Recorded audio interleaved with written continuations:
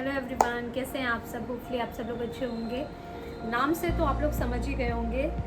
इस चैनल पे मैं आपको अपनी प्रेगनेंसी जर्नी दिखाने वाली हूँ और अभी मेरी प्रेगनेंसी चल रही है। ये मेरा 5th मंथ अभी स्टार्ट हुआ है। आज से ही स्टार्ट हुआ है और अब जो भी आगे की जर्नी रहेगी वो मैं आपको बताऊंगी। वैसे मैं बहुत पहले से सोच रही थी इस पे वीडियो बनाने के लिए, लेकिन बना नहीं पा रही थी। फाइनली आज मैंने ऐसे हिम्मत करके सोचा कि आज बनाते हैं। तो खैर, इस चैनल को बनाने का पर्पस ये है कि जैसे मेरी प्रेगनेंसी जर्नी में पहले मैं अपने बारे में बता देती हूँ कि जैसे कि मेरे पेरेंट्स नहीं हैं और मेरे हस्बैंड के भी पेरेंट्स नहीं हैं। तो मेरे आसपास जो ऐसा बोलते हैं कि बुज़ुर्ग लोग रहते हैं, उनसे बहुत सारी जानकारी मिलती है आपको, है ना, हेल्प मिलती है, तो थोड़ा सा हौसला रहता है। तो वो सब चीज़ें नहीं है। तो मैंने अपनी प्रेगनेंसी जर्नी जो अभी तक की रही है, फर्स्ट ट्राइमेस्टर, वो कैसे बिताया है वो यूट्यूब वीडियो से सीखा है और या फिर जो मेरी डॉक्टर है उससे थोड़ा बहुत जो मालूम पड़ा है वही है।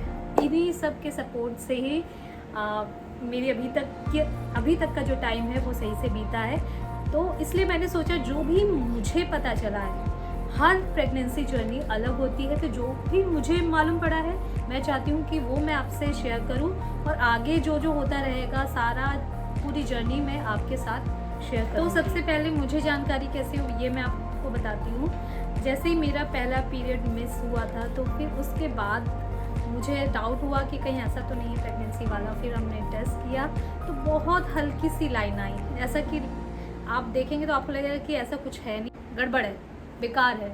उसके बाद हमने ब्लड टेस्ट कराया बीटा HCG, जिसमें HCG लेवल पता चलता है जब आप प्रेग्नेंट होते हो तो आपके अंदर HCG लेवल बढ़ता जाता है, हर हफ्ते बहुत ज़्यादा बढ़ जाता है। जैसे कि हमने पहला टेस्ट करवाया था तो 600 था, उसके बाद हमने 4-5 दिन बाद करवाया था तो 2-3 हज़ार इस टाइप से था। तो वो दुगना तिगुना चौगुना ऐसे बढ़ता रहता। फिर जब हमें HCG से कंफर्म हो गया, जब हमारा 600 समथिंग आया था, तो फिर हम डॉक्टर से मिले। डॉक्टर से जब मिले तो उन्होंने फिर से टेस्ट करवाने के लिए बोला HCG का। तो HCG लेवल और बढ़ गया था, मतलब हर 2-4 दिन पे वो बहुत ज़्यादा बढ़ता है।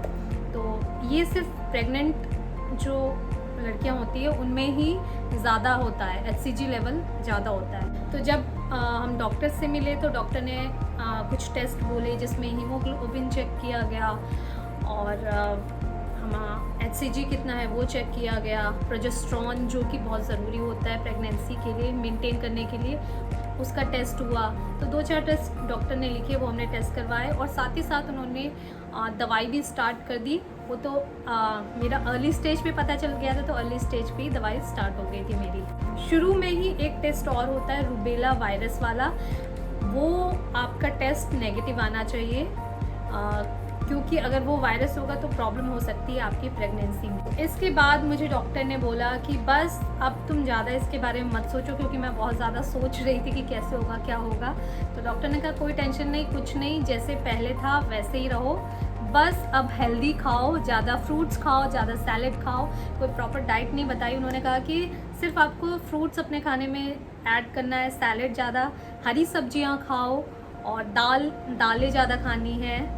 ड्राई फ्रूट्स का नहीं बोला था, लेकिन ड्राई फ्रूट्स मैंने स्टार्ट कर दिए थे, वो भी सोक्ड वाले, मतलब भिगो के खाने वाले, बादाम, अखरोट हो गया। और मेरी फोलिक एसिड की दवाई स्टार्ट कर दी थी। फोलिक एसिड के बारे में बता दूँ, फोलिक एसिड बहुत इंपॉर्टेंट होता है प्रेगनेंसी को मेंटेन करने के लिए। मुझे लगता है कि फोलिक एसिड की दवाई जो है डॉक्टर वो through out the pregnancy journey देता है, क्योंकि मेरी फोलिक एसिड की दवाई अभी तक चल रही है।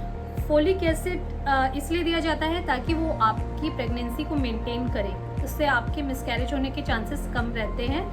इवन जो लोग प्रेग्नेंट नहीं होते हैं, प्रेगनेंसी के लिए ट्राई कर रहे होते हैं, वो उनको भी फोलिक एसिड डॉक्टर सजेस्ट करते हैं अगर वो पहले मिलते हैं तो। ओवरऑल ये था कि बहुत सारा फाइबर लेना है, विटामिन्स लेना है जिसमें ज़्यादा फोलिक एसिड हो, वो वाले फ्रूट्स वगैरह, इवन सारे ही फ्रूट्स बोले, पाइनएप्पल और पपीता को छोड़ के। बाकी नारियल पानी के लिए भी मुझे डॉक्टर ने मना किया था, क्योंकि उससे उन्होंने बोला कि सोडियम ज़्यादा होता है तो उससे आपको ब्लड प्रेशर हाई हो सकता है। मेरा थोड़ा सा ब्लड प्रेशर हल्का सा हाई था तो डॉक्टर ने मना कर दिया। और अभी तक मुझे मना कर रखा है, जबकि मेरा ब्लड प्रेशर बिल्कुल नॉर्मल है। उन्होंने कहा कि अगर अभी भी मैं पीऊँगी तो मेरा ब्लड प्रेशर जो है वो ऊपर बढ़ सकता है। तो पहला अल्ट्रासाउंड आपका होगा 6वें हफ्ते में, और उसमें आपकी बेबी की हार्ट बीट चेक करी जाएगी कि कैसी है, मतलब ठीक आ रही है कि नहीं आ रही है, कितनी आ रही है वो भी अलग ही एक्सपीरियंस था। और ऐसा कहा जाता है कि फर्स्ट ट्राइमेस्टर जो होता है बहुत सारे लोगों के लिए बहुत मुश्किल होता है, क्योंकि उन्हें नौजिया प्रॉब्लम होती है, वॉमिटिंग होती है, मतलब उनका खाना पीना सब बंद हो जाता है, इस लेवल का होता है। तो टचवुड मुझे ऐसा कुछ नहीं हुआ। अभी तक मेरा 5th मंथ स्टार्ट हो गया है, लेकिन मेरा अभी तक ऐसा कुछ नहीं हुआ। वैसे कहा जाता है कि शुरू के 3 महीने तक आपको अगर वॉमिट की प्रॉब्लम है तो वो 3 महीने तक होती है।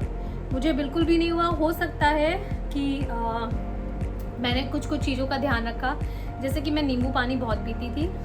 मैंने एक बॉटल रख रखी थी, उसमें एक नींबू स्लाइस करके डाल देती थी। शुरुआत में मैं खीरा भी डालती थी, बाद में मैंने खीरा बंद कर दिया था क्योंकि खीरा से मुझे प्रॉब्लम हो रही थी। लेकिन अभी तक मैं नींबू पानी पी रही थी और अभी भी पीती हूँ।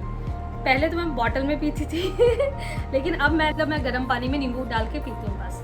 तो अगर आपको वॉमिट नहीं होती है, सिर्फ नौजिया का प्रॉब्लम है कि लगता है कि आने वाली है उल्टी, तो मुझे लगता है आपको नींबू पानी ट्राई करना चाहिए, उससे बहुत ज़्यादा हेल्प मिलती है। आप बॉटल में एक नींबू स्लाइस करके रख लीजिए और उसमें पूरा दिन पानी भर भर के पीते रहिए, तो उससे आपके डिहाइड्रेट भी नहीं होगी बॉडी। आपको बहुत ज़्यादा वाटर पीना है, ये भी आपको डॉक्टर बताएगा। जितना ज़्यादा पानी पिएंगे उतना ज़्यादा आपके लिए अच्छा रहेगा। और बहुत ज़्यादा मसाला वाली चीज़ें मत खाइए, तेल मसाला बंद कर दीजिए, नॉर्मल चीज़ें खाइए, नॉर्मल जो खाना होता है, थोड़ा सा ऑयल डाल के खाना खाइए तो वो बेटर रहेगा आपके लिए। तो बाकी आपको हो सकता है आपको कमज़ोरी हो, लेकिन फिर भी आपको वॉक करना बहुत ज़रूरी है। आप वॉक ज़रूर करिए अगर कुछ नहीं हो पा रहा है। सीढ़ियाँ चढ़ना उतरना थोड़ा कम करिए। मैंने तो बंद कर दिया था, मुझे जब से पता चला तो मैंने बंद कर दिया था। और रनिंग, जंपिंग ये सब बंद कर दीजिए। वैसे तो डॉक्टर ने मुझे बोला था कि आप चाहो तो ट्रैवल कर सकते हो, ऑटो से ट्रैवल कर सकते हो, ट्रेन से कर सकते हो, बट मैंने नहीं किया क्योंकि 1-2 बार मैंने किया और मुझे बहुत ज़्यादा अजीब सा लग रहा था, तो उसके बाद मैंने ऑटो से ट्रैवल नहीं किया।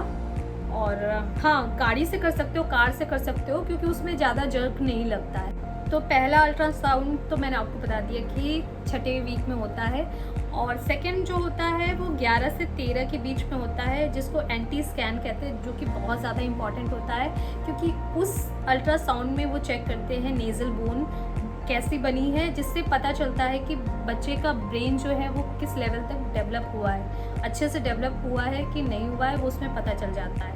और अगर आपका एंटी स्कैन अच्छा हुआ है, उसके बाद आपका कोई टेस्ट नहीं होगा, उसके बाद सीधा आपका जो अल्ट्रासाउंड होगा वो 18 से 20 हफ्ते के बीच में होगा। तो बस अब मेरा भी होने ही वाला है जल्दी वो स्कैन। अगर आपको चाहिए तो मैं उस पर जितने भी अल्ट्रासाउंड हुए हैं उसके ऊपर एक अलग से वीडियो बना दूंगी, और मैं खाने पीने वाले पे भी अगर आप चाहते हैं तो उस पर भी वीडियो बना दूंगी।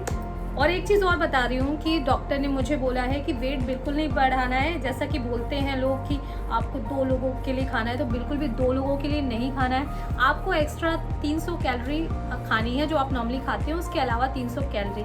तो आपको जितनी कैलोरी एक नॉर्मल इंसान को लेनी चाहिए, उससे 200 से 300 कैलोरी ऊपर खानी है, दैट्स इट। और अच्छा रहेगा कि आप जितना न्यूट्रिशन वाला खाएंगे, बाहर की चीज़ें नहीं खाएंगे, तो उससे आपको फ़ायदा मिलेगा, क्योंकि वो आपके बेबी को ही फ़ायदा पहुंचाएगा, क्योंकि उसकी बॉडी बन रही है, उसमें जो आप न्यूट्रिशन खाएंगे वही उसी से आप उसकी बॉडी बनेगी। अगर अच्छी चीज़ नहीं खाएंगे तो कैसे बनेगा।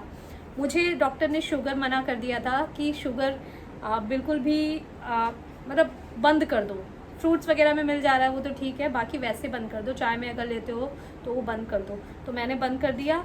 नमक के लिए भी बोला कि नमक एक्स्ट्रा ऊपर से मत डालो, वो तो मैं कर लेती हूँ वो नहीं छोड़ पाती हूँ, लेकिन शुगर मैंने बंद कर दिया।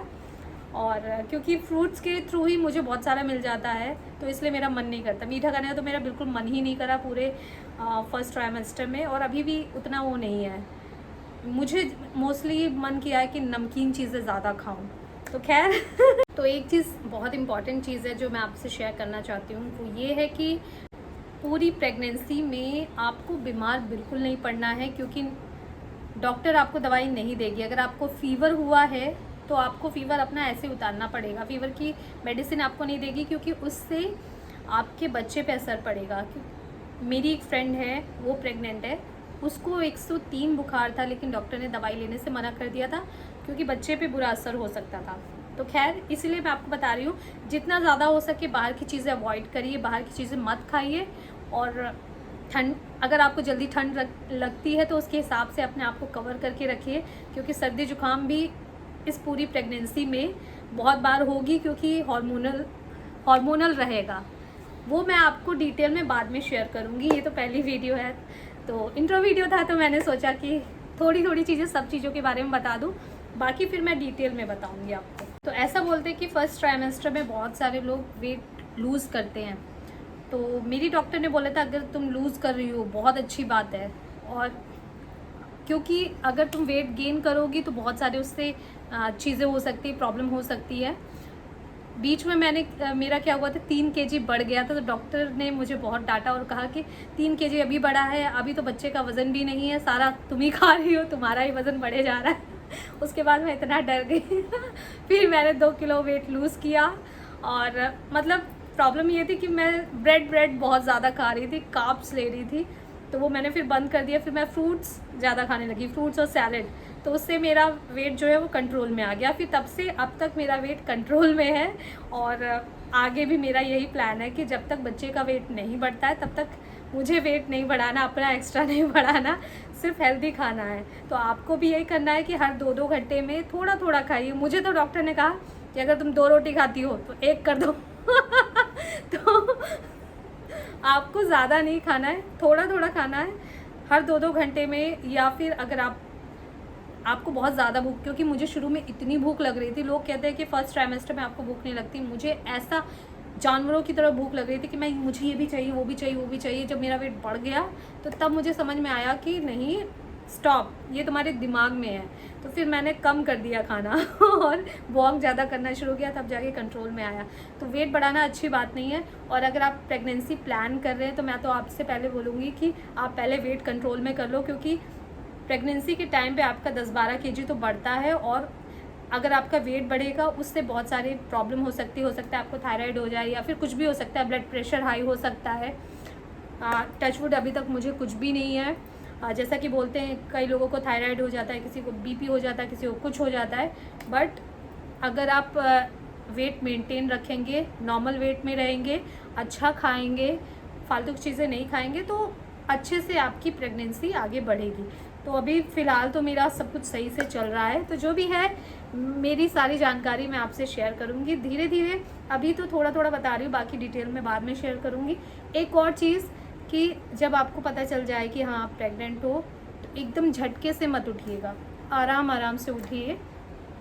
मुझे शुरुआत में ही जब मैं मिली थी डॉक्टर ने, तो मुझे डॉक्टर ने जब चेक किया था तो उन्होंने ऐसे ही बोला था कि तुम धीमे धीमे उठो, जब सो के उठते हो तो एकदम झटके से यूँ मत उठ जाओ, ऐसे टेढ़ा करके, तो आराम से आपको उठना है, एकदम झटके से नहीं करना है, उससे प्रॉब्लम हो सकती है। तो अभी तक के लिए बस इतना ही, और फिर मैं और वीडियोस लाऊंगी डिटेल में। अगर आपको कुछ पूछना है तो कमेंट करके मुझसे पूछ सकते हैं, मैं इस पर एक्टिव रहूँगी, क्योंकि मेरा ऐसा मन है कि मैं इस पर एक्टिव रहूँ थ्रू आउट माई जर्नी। और मैं चाहती हूँ कि मेरे पास आसपास लोग नहीं है, तो अच्छा है लोग जुड़े कहीं कहीं से, अलग अलग जगहों से, तो मुझे अच्छा लगेगा कि हाँ बहुत सारे लोग साथ में हैं तो कुछ पूछना चाहते हैं तो कमेंट कर सकते हैं। मैं अपनी जर्नी वाली सारी बातें आपके साथ शेयर करती रहूँगी डिटेल में, जो भी आपको जानना है। और मुझे लगता है कि जैसे मेरी बहन जो है वो छोटे शहर में रहती है, मैं बड़े शहर में रहती हूँ, मैं मुंबई में रहती हूँ, तो मुंबई के डॉक्टर थोड़ा अलग बताते हैं, और छोटे शहरों में थोड़ी अलग चीज़ें होती हैं, तो ऐसा मुझे फील हुआ। तो अगर आपको कुछ ऐसा चीज़ है तो मेरे साथ आप शेयर कर सकते हैं कमेंट में, और मैं आपके साथ शेयर ज़रूर करूँगी अपने डॉक्टर से पूछ के, ठीक है। तो चलिए फिर इस वीडियो को यहीं पे एंड करते हैं, फिर मिलते हैं नेक्स्ट वीडियो में। तब तक के लिए हंसते रहिए, मुस्कुराते रहिए, खिलखिलाते रहिए, और अच्छा खाइए खुश रहिए। हाँ, एक और चीज़, आपको जैसे पता चलेगी आप प्रेग्नेंट हो, मूड स्विंग बहुत ज़्यादा होगा, पर आपको मूड स्विंग नहीं करना है। रिलैक्स करना, अपने माइंड को रिलैक्स करना है। अगर आपका मूड स्विंग होगा तो उस समय बच्चे का ब्रेन डेवलप हो रहा होगा शुरुआती तौर पे, तो बच्चा कंफ्यूज हो जाएगा, उससे उसको प्रॉब्लम हो सकती है, उससे बच्चे के मानसिक स्तर पे बच्चे में प्रॉब्लम हो सकती है। तो इसलिए इस चीज़ का ध्यान रखिएगा कि आपको एकदम स्टेबल रखना है, अपने आप को बहुत पॉजिटिव रखना है। अगर पॉजिटिव नहीं भी रख पा रहे हैं तो बिल्कुल न्यूट्रल रहने की कोशिश करिए, ना ही ज़्यादा गुस्सा होइए। अगर हंस नहीं पा रहे हैं तो गुस्सा भी मत होइए, दुखी मत होइए, उससे आपके बच्चे को प्रॉब्लम होगी। तो खैर चलिए फिर मिलते हैं नेक्स्ट वीडियो में, तब तक के लिए हंसते रहिए, मुस्कुराते रहिए, खुश रहते रहिए। Okay bye bye, love you all.